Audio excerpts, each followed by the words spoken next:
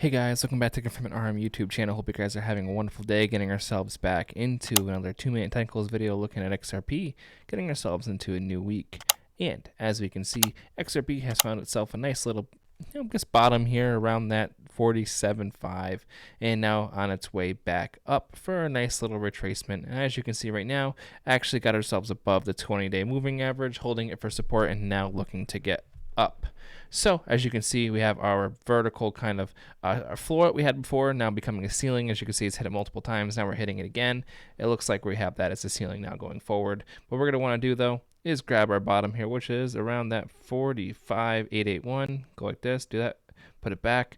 And as you can see, holding a support nicely there around that 382 at 48,599. And it looks like we may get that little push up there to like that 49.4 region. But if you're looking here at the RSI, we're not at all really oversold. We're sitting here, or overbought. We're at 51. We're actually completely neutral for a nice little move upwards. Obviously, after getting ourselves back up off of that 236, it looks like we might have a nice little move coming this week of getting ourselves a nice little retracement to the upside. At least now, if we are to kind of delve into this and see where our possibilities we could go, actually, let's just do it. Let's see what's going to happen. Obviously, we don't want to get too confused here and consider this a pennant, because if we do consider it a pennant, this would actually be indicative of a drawback down, which you would actually see something more like this. You would see ourselves, wind up coming down here to around 48.6 and then seeing a drawback downwards, and that move looking to be around, I would guess right down to the bottom there, around that 46 cents, 45.8, if we actually if we moved forward with the theory that this was actually a flag down, or a pennant, if you would like to say. There's also the possibility of it being more so, I would say like this. I would say more so because, we have our numerous retouches. I think it actually might be even a little bit lower. I think like this. We have a nice ceiling there around that 48.8.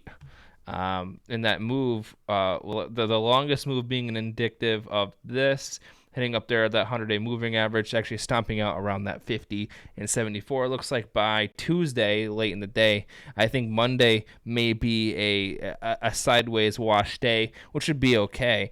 But just to give you that knowledge, usually the first target I go off of is actually the last time it smacks, which is right there. Looks like it'd be around 49.5 and then that. But if we're talking about retracements from this point onwards, is be just holding the 20-day moving average, you're going to get stomped out around that 49.5, and then you have that 50 to 50 and 2/10. And then obviously, like if you try to go super crazy, it'd be around that 50 and 7/10.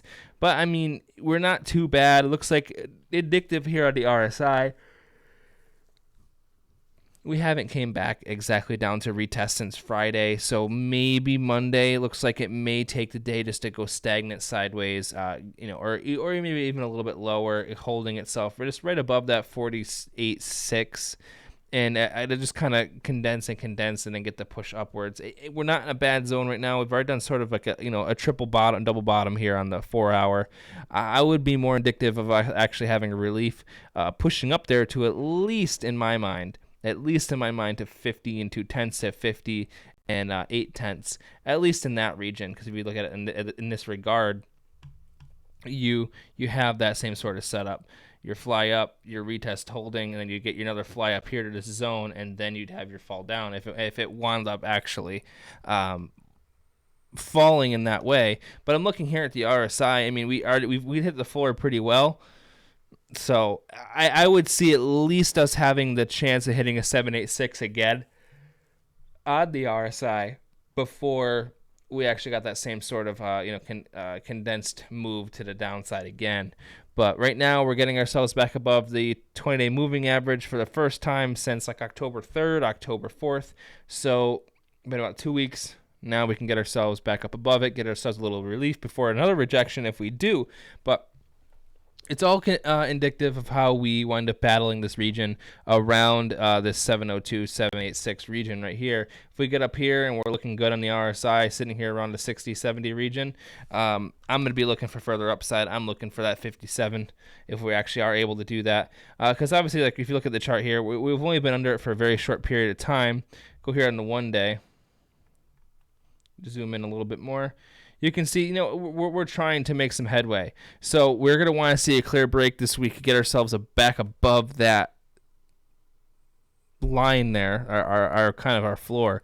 And if we're able to, I would expect us to get at least up to that the 786 there, and 702 for another retracement before another fall. As you can see, it's technically double bottomed. Hitting here around that 236, hitting around 236, setting a higher low, which is good. So nothing's exactly like crazy yet. You can see it's getting rejected here off the 786 on a daily after hitting a low here in August, hitting another low here in September, hitting a 786, come back down for a retracement. So in my best case scenario, this would be the week for us to actually really turn around, start to push ourselves back to the upside, and start to see some relief come out of it, because we're in the latter half of October, getting in November. Usually that's a good time in crypto. So let's see how it goes, guys. Hope you guys are having a good morning, afternoon, evening, wherever you are. I appreciate every single one of you. Remember, if I start to see it fall below that 48.5, 48.3, I'm looking at that 47.5, and consequently, if it does fall below at 47.5, you're looking at around 45.8. But just my thoughts, just my process, just my own kind of understanding of what's going on.